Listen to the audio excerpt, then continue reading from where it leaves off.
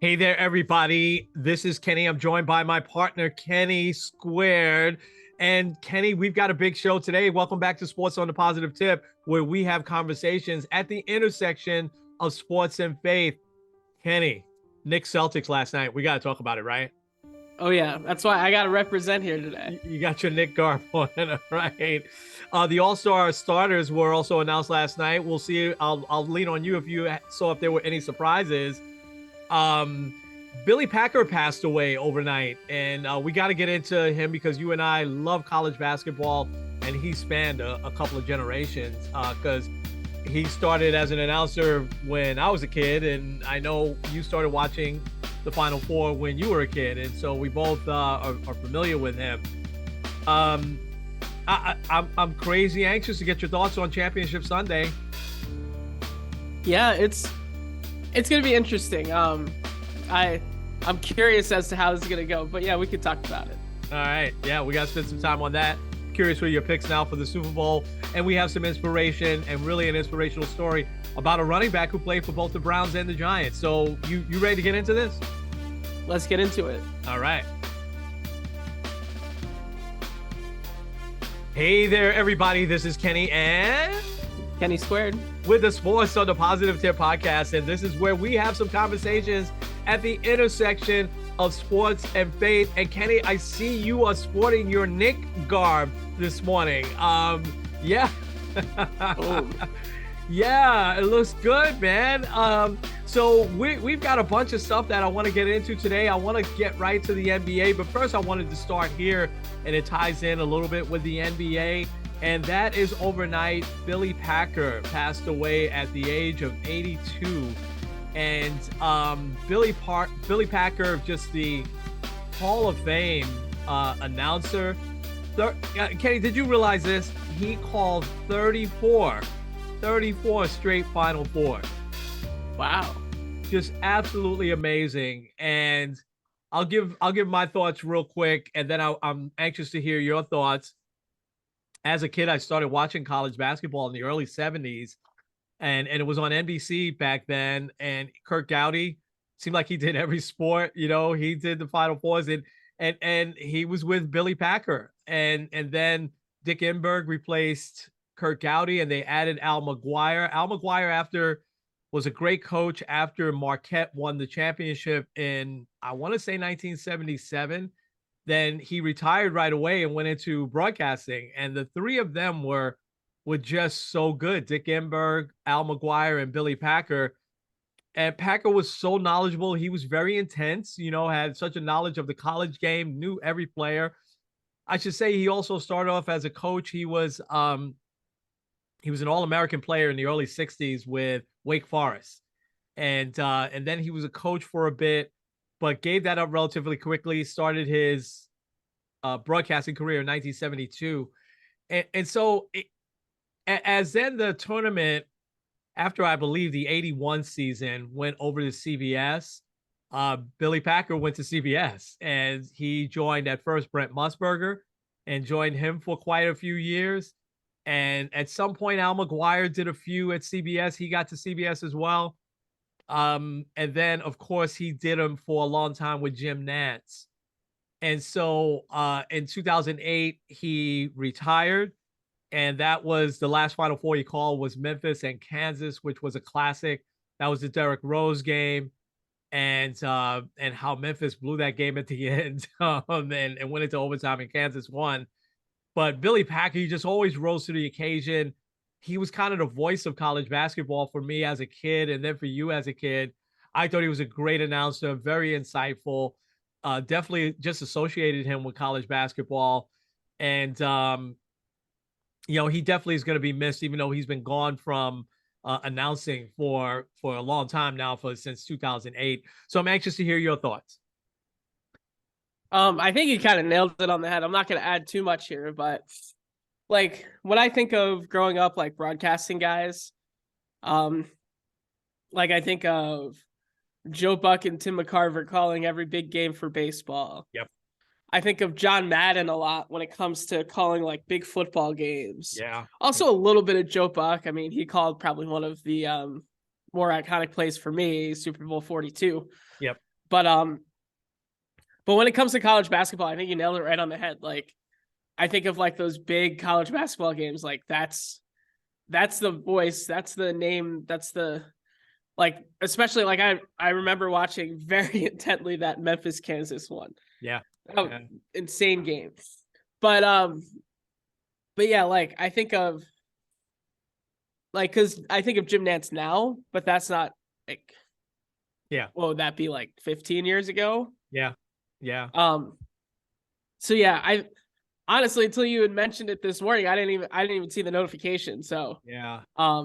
he'll definitely be missed. And like you said, like I think iconic name in college basketball broadcasting. I think it's I mean it really sticks. I mean 84 though, so Yeah. Yeah. Yeah. He lived a good life. Last quick thing, you mentioned Jim Nance real quick, and he's been good with any partners now they've given him. I think Clark Kellogg originally replaced Billy Packer, and then they added Steve Kerr in there for a while. And then when Steve Kerr obviously went back to coaching, went to coaching, I like the team they have now with Grant Hill and Bill Rafferty. They capture the moment. They you could tell it's just a big moment. But did you know that this is Jim Nance's last Final Four? Did you know that? no, I didn't. Yeah, he's not retiring. He's just stepping away from that because he said he needs, some time off because, he would go right from, especially if he did the Super Bowl, he'd go right from that into the tournament and then right to the Masters. Now, Jim Nance, as far as I know, in a long time hasn't done any baseball. So he probably gets the summers off, but he's getting up there a little bit in age as well. But do you know who's replacing him? Gosh. I'm just gonna take a wild guess and say Gus Johnson. Wow, it should be Gus Johnson. Wow, that would be great. But I'll tell you, he's one of your favorite broadcasters because we followed him when he was on WFAN, and that is Mr. Iron Eagle. Will be now Oh, all the Final Fours going forward after this year. So a little bit of a changing of the Iron Eagle is great. He could do any sport, and oh yeah. he doesn't take himself too seriously, which I really like. Hey, so let's jump into the NBA because it was a big night last night. Seems to me the NBA, the games are bigger and bigger. Like there's a big triple header, I think, on Saturday. Lakers Celtics, I think, is the last game. Knicks Nets, and I think it's Denver Philadelphia is an early game. But it seems like the games are starting to get big now that we're well through the halfway point. The NBA is a little bit odd because we're well through the halfway point in games, yet the All-Star game is in for another couple of weeks. The trading deadline is in for another couple of weeks. But Knicks Celtics last night, nationally televised. Knicks have been consistently inconsistent all year long, but the potential is definitely there. And they've got two guys that are just playing on another level right now, and that's Jalen Brunson and Julius Randle. Oh my gosh, has just had quite the comeback year. Last night's game, the Knicks, played great third quarter through most of the fourth quarter, 12-point lead, 5 minutes left. Here come the Celtics. Celtics are the best team in the league record-wise this year, and I think they are the best team in the league. And they come roaring back. They can't stop Jason Tatum down the stretch. And lo and behold, man, they tie it up. It goes into overtime. And it's a great game in overtime. It looks like the Celtics have it. They're up 5 with about 2 minutes left. And here comes Julius Randle and Jalen Brunson just to save the day. Emmanuel quickly had a great game last night. And so it's a big win, followed by what was a big win earlier in the week against the Cavs. Very close game, went down to the final few seconds. Donovan Mitchell couldn't hit the shot. He got shot blocked by Hartenstein. I'm trying to say his name right. And it's just been an exciting couple of games for the Knicks. And so curious to hear now your overall assessment here well into the first half and now into the second half with your New York Knicks. Well, I'll start with this. You mentioned Saturday, so you got Denver Sixers is the first game, then Knicks, Nets, Lakers, Celtics. So yep. Excellent. I think we're kind of at the point, especially now that divisional weekend is over. Like the NFL has just basically 2 more days on the schedule. Yeah. this Sunday with the title games, and then obviously the Super Bowl. So I feel like there's going to be a lot more buzz surrounding the NBA. Obviously, the All-Star game's coming up. Trade deadline's going to be interesting. But I'll start with last night. I feel like this is one of those games that the Knicks have lost a lot this year.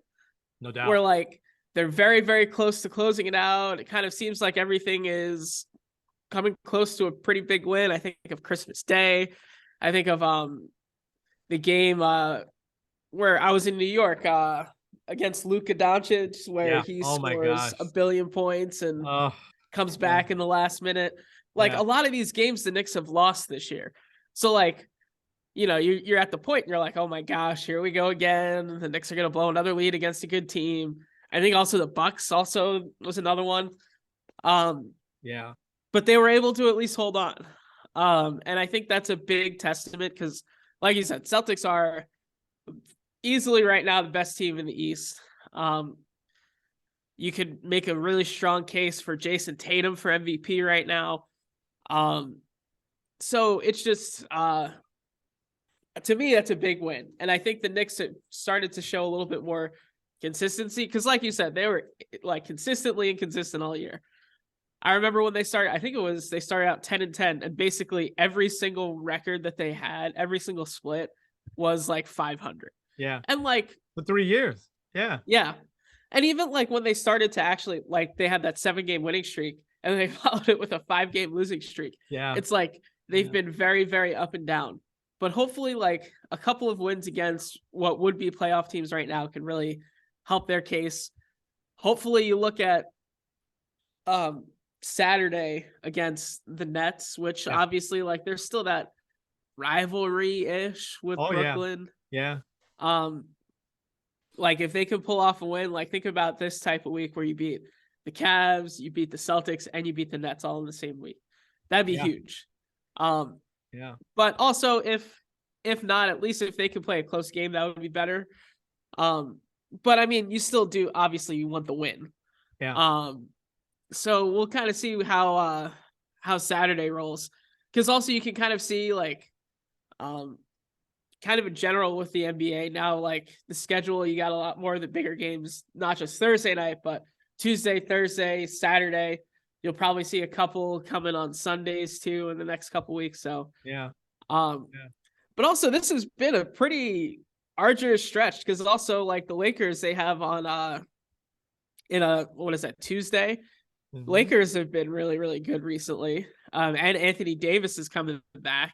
Yeah, he came back. Yep. So, I mean, I'm going to rattle off a few here. So you got Brooklyn, Lakers, Miami, Clippers, Sixers, and then Orlando, and then the Sixers again. Oof. I mean, Clippers have been a little shaky this year, but I mean, you still can't discount them. But like, you got a pretty brutal stretch here. If they can finish this, like, I don't know, 7-2, that would be amazing. Yeah. Well, so let me ask you 2 quick questions. They don't have to be quick, but what's it gonna take for the Knicks now to go to that next level and go 7-2 on a stretch like this? Now they haven't been winning at home like they should, but they're winning these games on the road. You know, to go there to the TD Garden and do what they did, especially after the start last night. Celtics were up by like 15 early in the game, and the crowd is just going crazy, and Celtics hitting 3-pointers from all over the place.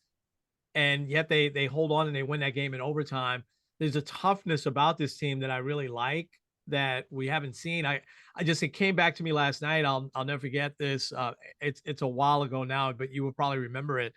There was a nationally televised TNT game when Isaiah Thomas was coaching the team, and it was against the Celtics. It was on a Thursday night, and the Knicks must have lost by like 40. They got so embarrassed, and Charles Barkley was just killing them on TNT, and it was such a difference when I look back to that. But question 1 for you is, what do the Knicks have to do now to get to that next level? Because there's still a 7th seed, which is not great. It's in, right? It gets them in the play-in tournament, but so what do they need to do internally? And then second, trade deadline. I'm not crazy optimistic, but is there a player you think out there that might be available that would be a difference maker for the Knicks? Um, I think as far as like playing a little bit more consistently, they're like still middle in the pack in points per game.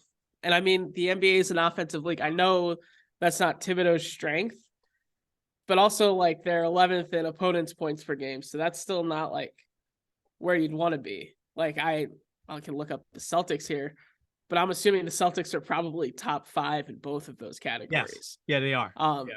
and I mean, it seems pretty obvious. Like stop the team from scoring, and you score more.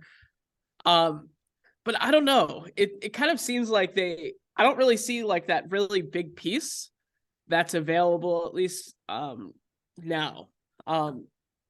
Because like Russell Westbrook, is he going to be a game changer? And at this point, are the Lakers going to trade him? Hmm. I know it seemed kind of inevitable at the beginning of the season, but he's played pretty well. Yeah. Like there isn't like that disgruntled star that kind of wants to get out of whatever situation they're in. Yeah. Like anyone that you would trade for would kind of be a little bit more of like a supplemental piece as opposed to an actual like an actual like centerpiece I agree. guy. Yeah. So I don't know.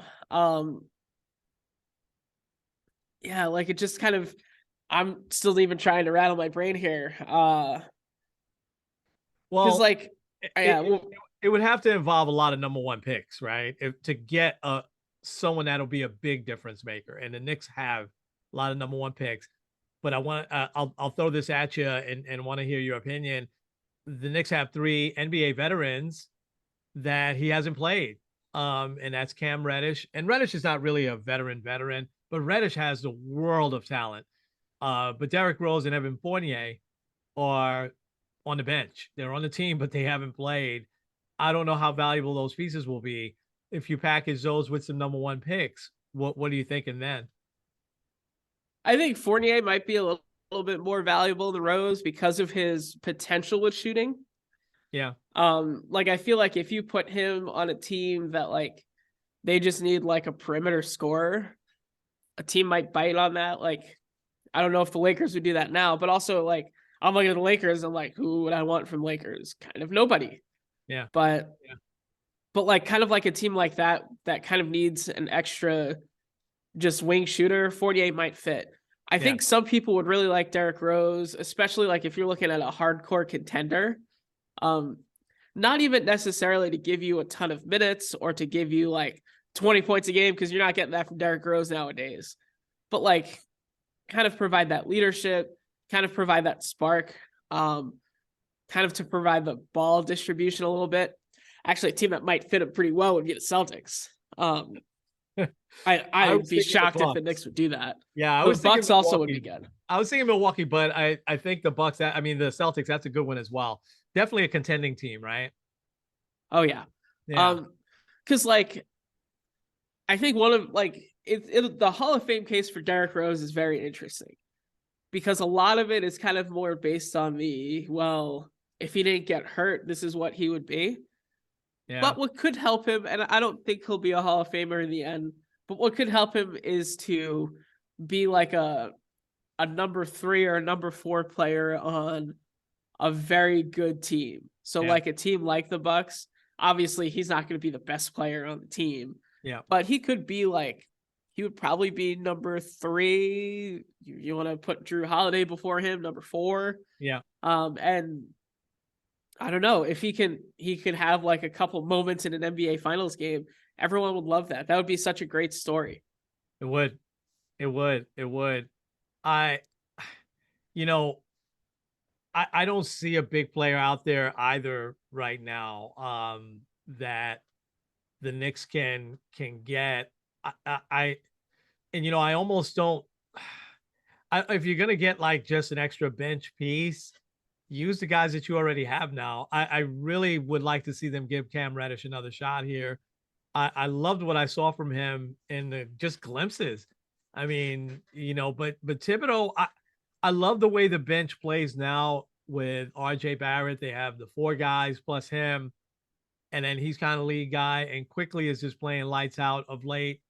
So I'm almost like, let's ride with what we got, and maybe, because, and plus these guys are gonna get tired. They were gassed last night, because he's only playing 9 players, and which is kind of from the Pat Riley, Jeff Van Gundy like school of coaching, but it's going to be interesting to see what the Knicks do, if anything. But unless you're telling me, the guy I've always wanted on this team was Damian Lillard. Unless you're telling me you could put together a trade to get him, and Portland's not going to do that right now because they're battling for the playoffs. I don't know if there's a big difference maker out there. Yeah, well, I'll just random Google. I'll rattle off the top 20 candidates ahead of the trade deadline here. Go ahead. Um, oh, and also part of this too, a lot of players that would have been traded have signed, so they're not eligible to be traded. Yeah. But yeah. All right, Gordon Hayward, Christian Wood, Buddy Hield, Mike Conley, Nikola Vucevic, Kyle Lowry, Jacob Petal, John Collins, Miles Turner, Kyle Kuzma, Jordan Clarkson, Bogdanovich, D'Angelo Russell, Pascal Siakam, Fred VanVleet, Russell Westbrook, DeAndre Ayton, Zach LaVine, Bradley Beal, and DeMar DeRozan. Which I feel like this list is wrong because if I'm not mistaken, because he signed the deal, DeAndre Ayton can't get traded this year. Yeah. And I think also Bradley Beal can't get traded this year. Yeah. There's very few on there that excited me. Kyle Kuzma has really grown as a player. I don't see Washington getting rid of him. And Siakam with Toronto has also developed into like that next level second tier, player. I don't see Toronto though, unless they want to break that team up, him or VanVleet. I don't think they'll trade either one of those guys. But a big forward like one of those two guys would be, I'd take them. But I don't know. Those were the only two on there that really said, "Oh, okay." Anybody on that list excite you? Not really. Like, I know some people would say Zach LaVine. To me, Zach LaVine's very overrated. I'm not sold on him. Yeah. And also, they're paying him a lot of money. I would rather get that max deal somewhere else. I like Zach LaVine. I think that boy, he makes curious decisions, man. It seems like almost every week there's a highlight with him making a really bad decision in a crucial part of the game. But I think the Bulls, unless they feel like this core that they have now is just not going to contend, I don't see them trading him as well. You know what I mean? So I it's going to be really interesting. The NBA, there's usually a lot of hype around the trade deadline, and then it usually fizzles out. There's not usually a big. Sometimes there is. But there's not usually a big trade like there is in baseball. There's not a Juan Soto type trade that's coming. I don't think. Yeah, usually you'll see them more in the off season. Yeah, I feel like when Kevin Durant almost got traded or asked to get traded, I should say. Yeah. Anything I want to get your take real quick on the All-Star starters. Any surprise for you? And then I want to ask you, do you think both Julius Randle and Jalen Brunson will make the All-Star game? I'll start with the only kind of surprise I have, and I guess I shouldn't be surprised by it because it's just the way things go. I don't know. Like LeBron James as captain to me still kind of bothers me. Like he's had a great 30 points a game though at 38 years old. I mean, the guy is unbelievable. He's averaging 29.9 points. He's probably going to finish over 30 points a game. I mean, but we could talk about it on another show. The scoring in the NBA is just crazy. But so why does that bother you that he's the captain? Because like I feel like he's just there out of the popularity. Wow. I don't know, because like Luka is probably having a better year than LeBron. Well, yeah, but I get it because it is still also it's the All-Star game. It's for the fans. Yeah. My only other issue is Steph because he's been like injured and such. Yeah. Like that Okay. also is kind of like, but like I said, You're a little nitpicky, there. um, I like that it's East versus West again. well, kind of, because they're because like the captains are still going to be drafting the teams, but Oh, the rest of the um, team. The starters are East versus West, though. Yes. no, No. they're they're just selecting East West, and then from there, like Oh, yeah. I'm from not crazy.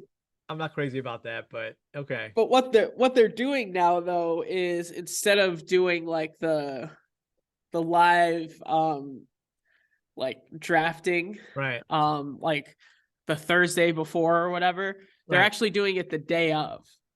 So Oh, wow. Okay. like only like an hour or so before they're gonna like select the teams and Just whatnot. like we do on the playground, right? Just Yeah, got him. I got him. Wow, that's interesting. I like that. I beating a dead horse now. I thought they went back to it, but I like the East West. Just like, see, would you like it in baseball if they did that and now all of a sudden it's not American League versus National League? To me, East versus West was always good. Even though, like I said, although the NBA All Star Game, I will say this, over the last couple of years has gained a little momentum back for me. For me personally, I know most folks just love it. Before we get to my Brunson Randall question, I'm surprised you didn't say who surprised me as a starter is Kyrie. It just goes to show you. You and I have talked about this. People have, man, short memories. But the guy is playing lights out. yeah. You're right though. A lot of people have very short memories. Yeah, And we kind of figured that like if he could keep his head down and kind of just do his thing, yeah, he would be fine. yeah. Um, I was worried though that Donovan Mitchell wouldn't be selected as the starter, and that would have bothered me. But He's been he's great. there. Yeah, he's been great. So the folks, some of these moves, these trades, like Brunson and him, they've worked out fantastic. They really have. Uh, I'm I'm glad Kyrie is there. I'm glad the fans are smart enough to compartmentalize. Right, that was an off court thing. On the court, he's playing outstanding. Let's give him credit because he is. He's because he's kept quiet. There's been no controversy or anything, and that's probably how he needs to stay. And that's when he's at his best. He's carry. Although they lost to Detroit last night, but he's trying to carry this team now with Durant out. Um, all right, Randall Brunson. What are you thinking? Are they both getting in? I'm gonna say they should. Yes, they should. Um, I'm not sure if they're going to. Because how many spots are there after this? Was it 7? It's 12 guys, right? Yeah. So let's see. I don't know. Maybe. I think the one standing in their way is James Harden, who a perennial all-star. I'm not so sure he should be on the team this year, although his assists are just off the chart this year, which again, I like that he's changed his game like that, but I don't see anybody else, them kind of taking out. It's hard for two guys from one team to get on the all-star team. It really is. Yeah. Yeah. So let me throw a quick trivia at you. Last time two Knicks made the All-Star game, what? Uh, I would probably guess Sprewell Houston. No, they did, but no, there was somebody. There were two guys since then. One didn't stay with the Knicks long. I think he only stayed the 1 year, maybe two. But one is a perennial All-Star Knick, relatively recent. This is when you were watching. Relatively recent. Oh, was it Carmelo and Tyson Chandler? There you go. Good job. Yeah. Okay. Carmelo Tyson Chandler. Good job. And I believe it was 2013. So not that long ago. Nobody picked up Carmelo, huh? No. Huh. Huh. Haven't heard his name much at all. But I'd like to see. I mean, as a fan, I think they're both crazy deserving. I just don't think both will get in. I just say it's so tough to get two players on there. I don't think both will get in. I think that they'll take Brunson, and Randall is going to look at that as a big snub, and he's going to wear that chip on his shoulder the rest of the year. So Oh yeah. yeah, I think Brunson will absolutely get in. They're retiring his number, by the way. Did you see that? They're retiring his number at Villanova. Oh. Yeah. So I think on when the Knicks play Philly in Philly the day before, they're retiring his number down there. All right, NBA, interesting stuff. Let's move over real quick to the Baseball Hall of Fame. And so I never toot my own horn, but I think it's a couple of years ago now that I predicted that Scott Rolen would get in. And you were like, nah, I don't think so, I'm kind of I know you're feeling the same thing. I think that the Major League Baseball is shifting a little bit since they don't have the pick of a lot of these all-time greats that were caught on steroids. They're shifting a little bit to put in the very, very good player. And I'm not going to sit here and tell you that Scott Rolen was a great player, although I want to read off some stats to you. I know you really like that. And I do want to talk about his breakup with the Phillies, which I thought was one of the most interesting ever. But from the time they voted in Harold Baines, a few years back, maybe 3-4 years ago, I was like, man, Harold Baines never struck me as a Hall of Famer. But oh my gosh, that guy was very good for a long time. And so I just I'm anxious to hear your thoughts because you aren't a big Scott Rowland guy. And I don't think you're a big Todd Helton guy either. So Yeah. what are your thoughts on where the Hall of Fame is going? Yeah, I think it's hard because like you look at some of the numbers of like I'll just just kind of looking at the list, like Billy Wagner, but I feel like we're in a kind of a weird spot anyway.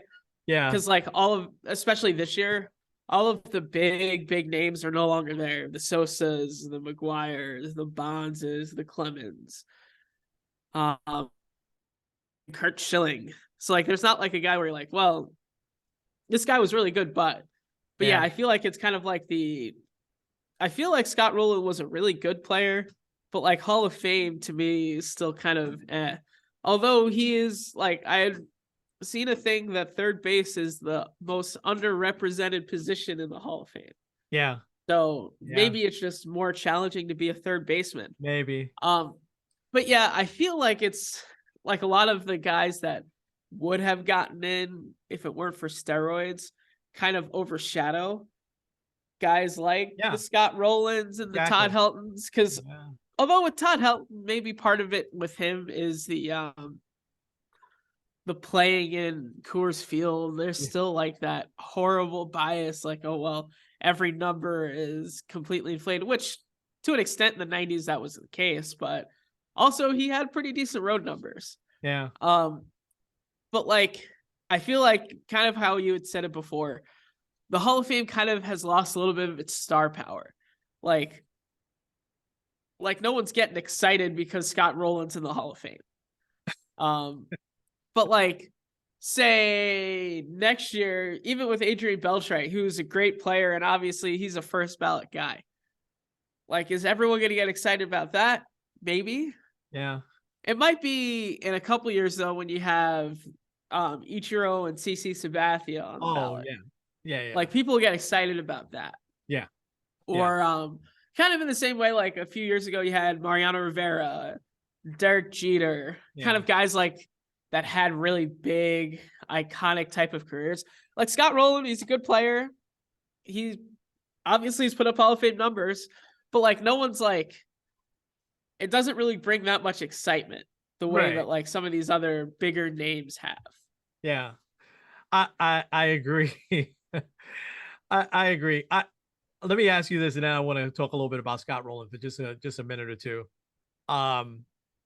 Why is A-Rod and Manny still hanging around there? So it almost seems like there's probably some younger writers, and there's probably the old guard, still old school baseball writers, broadcasters that have votes, whoever it is that have votes, right?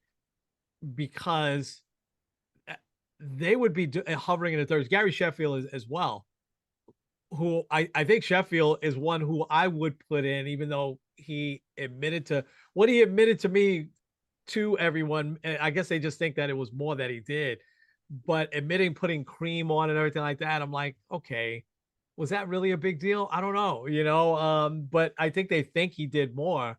Otherwise, he would have gotten in a long time ago. But he's rising up, and so is A-Rod and Manny. So do you think before their eligibility is out? I mean, both Manny and A-Rod were caught not once but twice, right?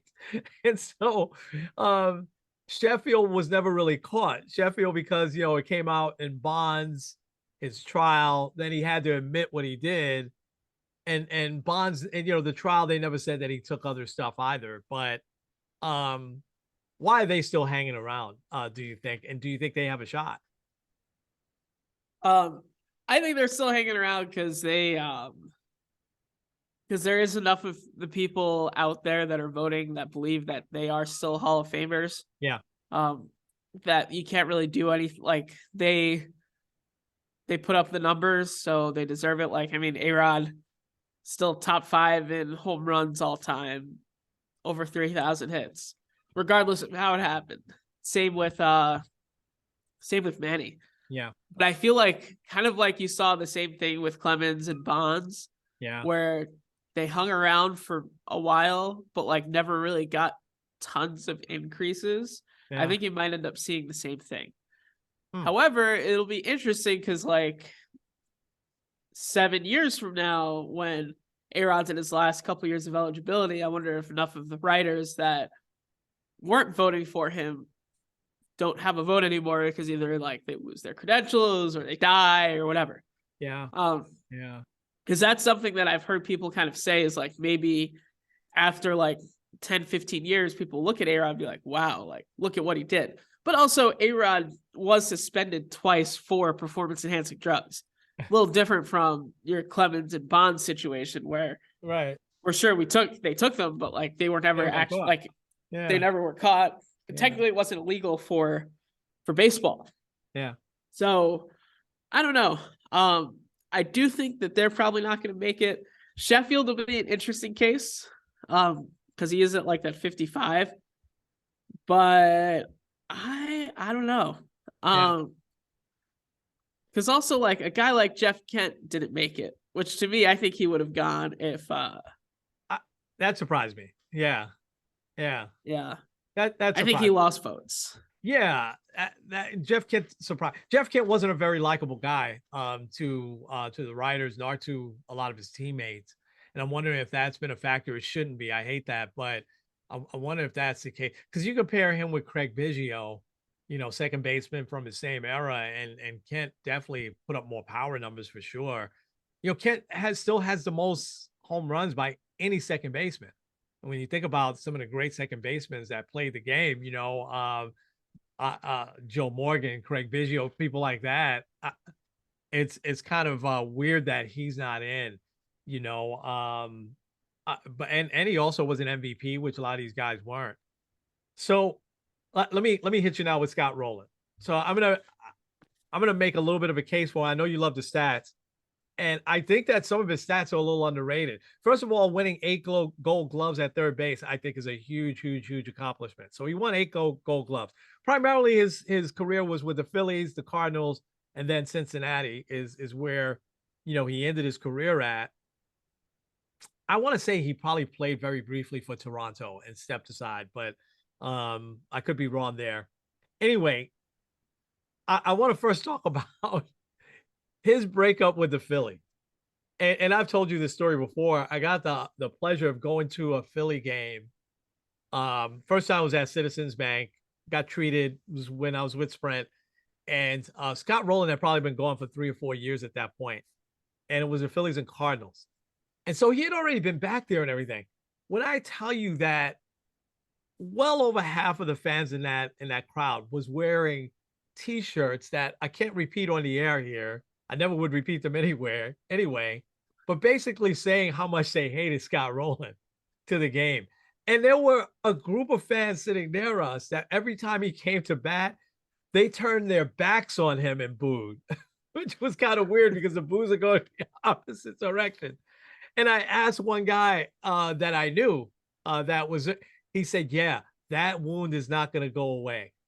So typically when a player asks to be traded, usually they're more of a veteran. Scott Rolen was only in his third or fourth year. The Phillies offered him a lot of money to stay. He turned it down. And there were some sports writers and there were some broadcasters that killed him, right? That thought he was a loaf, he was a little crusty, which he was, with the media and stuff like that. But his teammates loved him, right? Because he's just one of those guys that plays all out every day. And but he finally, like, he didn't want to say it. He finally gets an interview where he gets to tell exactly how he felt. And he said, I am not signing here. He said, because 13 out of the last 15 years, the Phillies have had a losing record. And he said, and I don't want to be part of it. I, I don't remember in my time someone being that honest, say this organization is a losing organization. I'm not playing here. And of course, then the Phillies accommodated him and traded him. And the ironic part is that the Phillies in the latter part of the same decade, and so this is 2002, by the way, the latter part of the same decade, the Phillies would get really good. They were building it, and they would go on to a couple of World Series as well as the championship.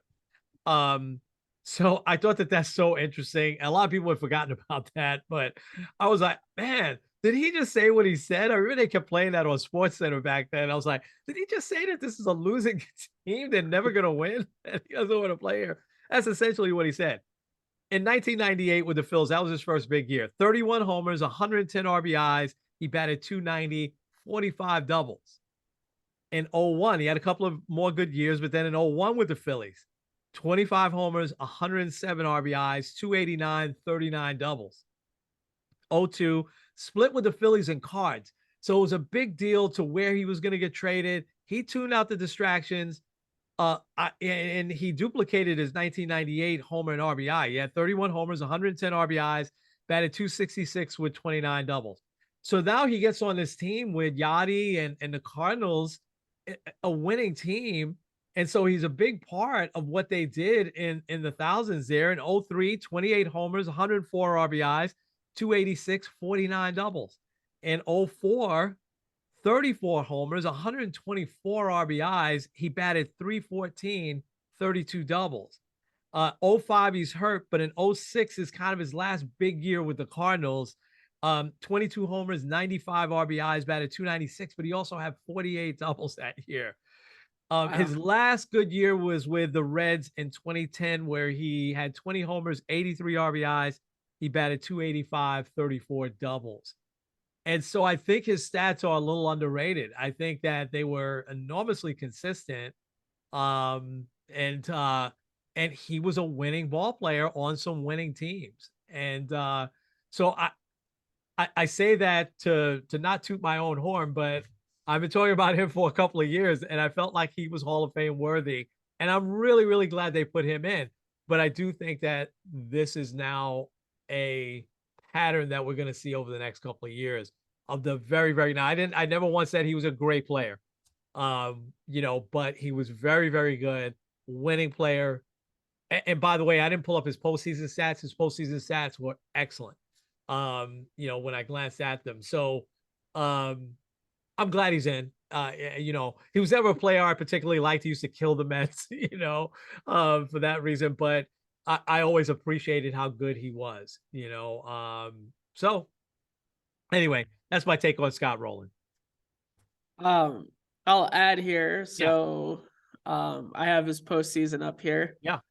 Well, I'm just gonna cherry pick two because they're really, really impressive. First, the 2004 NLCS against Houston. That'd be the Albert Pujols one, correct? Yep. He batted 310. He had 3 home runs and 6 RBIs. It's a 7-game series, but wow. Yeah. But yeah, he also 9 hits. He scored 6 runs. Yeah, he's clutch. Pair of walks. Yeah. Then also the 2006 World Series where they beat Detroit. Yeah. 421. Just one home run, 2 RBIs. He had 8 hits though. And that was a sweep, right? Or 5-game series, right? Was that a sweep? 5 game. 5 game. 5 game. Yeah. Yeah. And I mean his slugging percentage was 737. So we're Yeah. doubles. He had 3 doubles in that series. He's a big So- part of that team, of those teams that seemed like they were in the postseason every year, then. And he was a big part of it. I like the pick. I mean, there's gonna be 2 other guys, obviously, that's gonna stroll right into the Hall of Fame from those teams. And obviously that's Pujols and Yachty, and probably Wainwright down the road, but I think it was a good pick. I think it was a good pick. But I think it's gonna be typical of what we're gonna see for the next couple of years or so. So I don't know how much time we're gonna spend on Championship Sunday. I think that we don't usually break down X's and O's. But I'm curious to see who you like in this game and in these 2 games, and why. I think they're going to be great games. But let's start in the NFC, and we've got Eagles 49ers. Boy, oh boy, this is such an interesting matchup, isn't it? What are you thinking? I don't know. I do agree. Both of these matchups are really hard to call. And truth be told, I wouldn't be surprised at any of these Super Bowls. I'm going to go with the Niners. I think the Niners have a better overall roster. Also, it seems like Brock Purdy isn't shy about the big moment. I mean, he's done pretty well thus far. He didn't have any issues with the Cowboys, and the Cowboys had a great defense. I mean, I guess no issues is probably a little overstating it, but yeah. I think it's also a team that's kind of been a little bit more tested. A lot of times the teams that have had a little bit more experience tend to shine, especially in like the bigger stages. So I'm going with the 49ers there. Like I said, I wouldn't be surprised if the Eagles won. Jalen Hurts seems like he hasn't lost a beat. And I mean, they still do have a really good defense. They've got a great offensive line. But also I think that especially like the coaching of Shanahan seems to kind of shine in moments like this. And you look at guys like George Kittle, guys like Christian McCaffrey, especially I think of McCaffrey, who hasn't been in the big stage. Like this is the type of moment that they've been looking for. The Niners are also really healthy. They probably have the defensive player of the year, Nick Bosa. Yeah. So it'll be interesting. I think it'll be a really tight game, but I do think the Niners have the stronger running game to prevail. Yeah. So I'm going Niners. I'm with you on the Niners. I think that Purdy, the spotlight doesn't seem to bother him.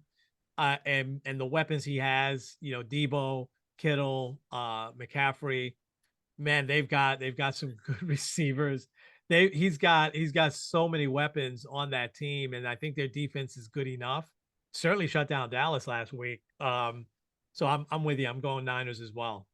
How about Bengals Chiefs? This one to me has been tougher, and I've kind of gone back and forth, but I think I'm going with the Chiefs. I feel like they're in an interesting spot because they're kind of seen as the underdog. Joe Burrow has beaten the Chiefs 3 straight times. Patrick Mahomes got hurt, but it also doesn't seem like he's hurt that badly. And like, I think I don't know if this is still the case. I know earlier in the week, Vegas considered them the underdogs at home. Which, fun fact, that the Chiefs have hosted the AFC title game every year since Patrick Mahomes started. I did not know that. Insane. Oh, that is crazy.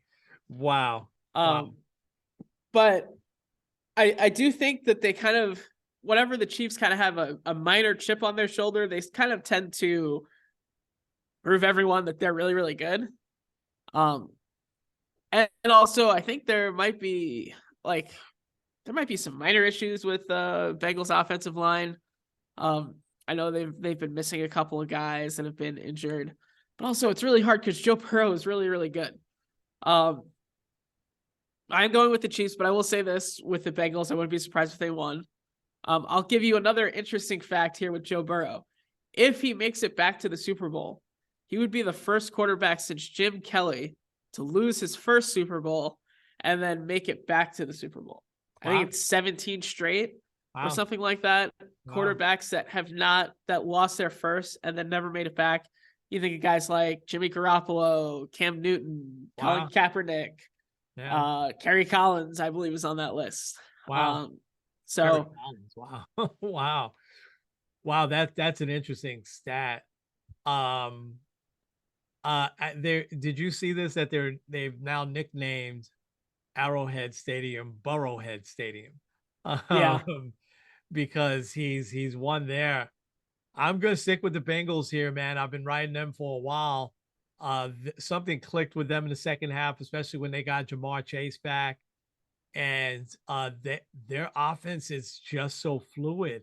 I just love what they do. If they have injuries on the offensive line, though, which is really one of the best in the league, then they will certainly have problems. I don't want to minimize what the Chiefs have done here, man. They have been first. Andy Reid is definitely taking his place among the best coaches of all time, but Patrick Mahomes, I think, again, he doesn't get enough credit for what he's done, for that team.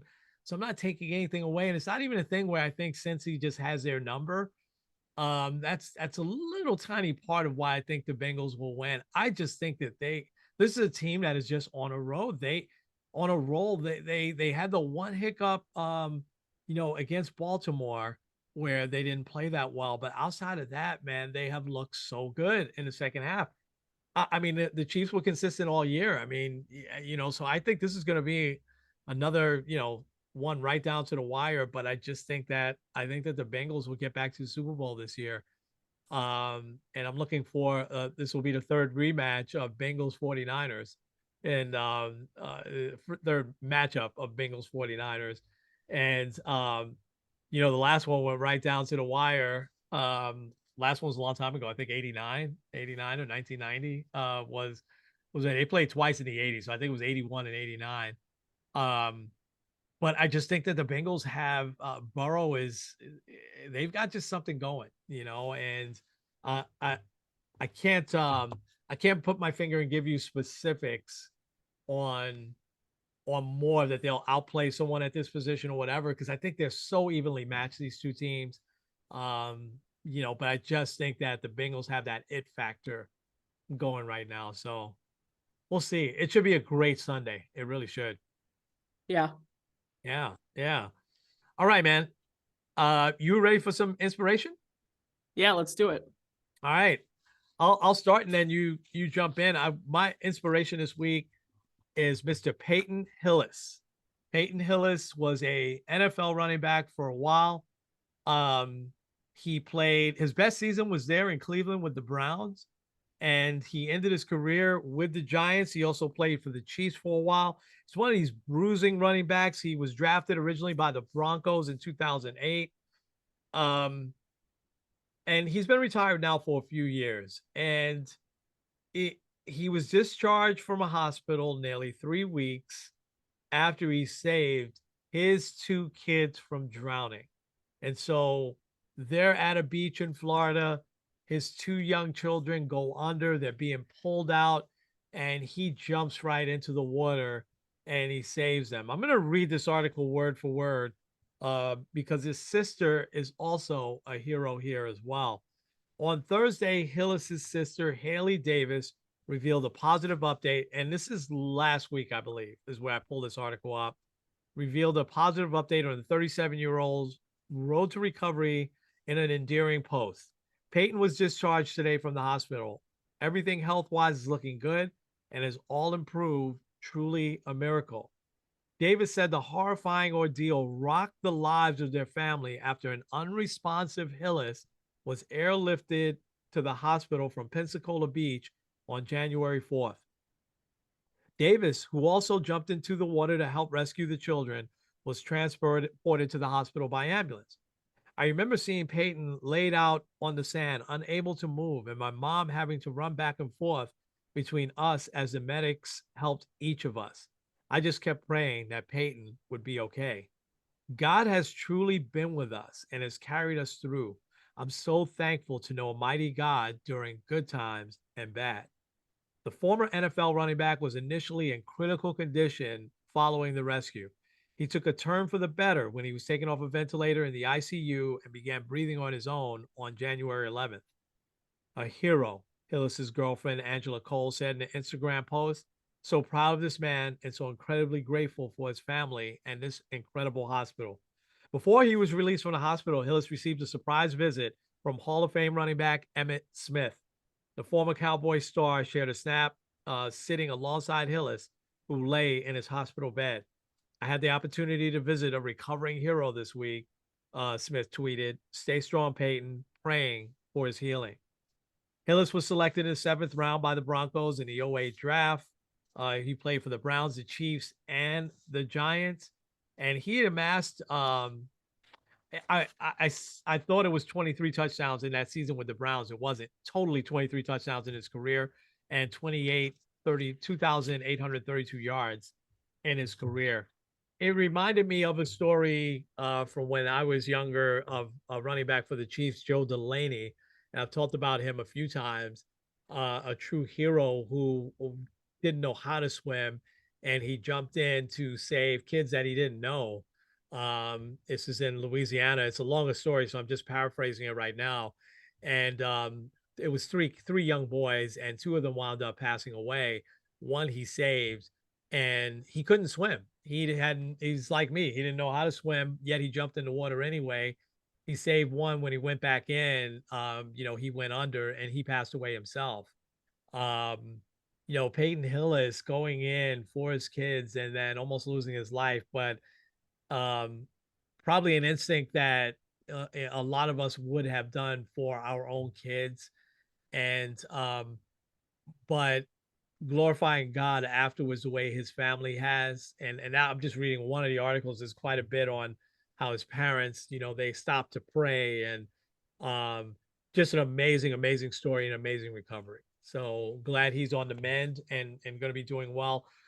That's a story that didn't get as much headlines as I would have liked to have seen it get, but hopefully we'll see him do some interviews and really hear what he remembers from that. And thank God he's okay. Thank God his kids are okay, and his sister as well. So anyway, I don't know if you want to chime in on that, if you had something. Yeah, I wanted to chime in a little bit. Because like when, let's say, because I'm sure, well, first of all, I think his story's kind of been a lot of overshadowed because of the Damar Hamlin story. Yeah. And I agree. I do hope that he can get a little bit more just kind of FaceTime and be able to tell his story in a little bit of a broader way. But like, let's say, because I'm not a big Twitter guy. I have Twitter. I look at it every once in a while, but let's say if Peyton Hillis was trending, the first thing that you probably think of with Peyton Hillis is, man, that guy was good for like a 1 year flash in the pan type of thing. I think of him as like the pinnacle of the Madden curse, because he had the one good year. He was on the cover of Madden and then was awful. And then, of course, you have a lot of other people subsequently where they had to deal with that. And then Patrick Mahomes, a lot of people say broke the curse. Also Tom Brady a little bit too. Yeah. But I think what's just interesting is how he's willing to put his life on the line for his kids. But like, kind of like what you said, being able to like glorify God throughout all of it. And how sometimes like, and we saw it a little bit with Damar Hamlin too, like through the tragedy and through the tough times, it's kind of sometimes where you see God shine the greatest and God really get a lot of the glory. And I also think like Peyton Hillis has kind of rewritten his story a little bit. Obviously like that wasn't his intent, but like a lot of people, like when I think of Peyton Hillis, like, man, he was good for 1 year, was the Madden curse and was a bust. Now I hope a lot of people think of him and they see him as like the hero that he is, the one that went into the water and saved his kids and almost died doing it. Yeah. So, yeah, I think it's just an awesome story, and I don't know if I can do anything to counter that one. So amazing. You summed it up great. All right, man, take us home. All right, this is Kenny Squared N. Kenny with Sports on the Positive Tip. We will see you guys next week. Absolutely, and we're going to start to have guests on. Yeah. And YouTube channel should be up soon. But in the time being, join us on our Facebook page. There's some interesting conversations that we have on our Facebook page. All right. Yeah. We'll talk to you soon.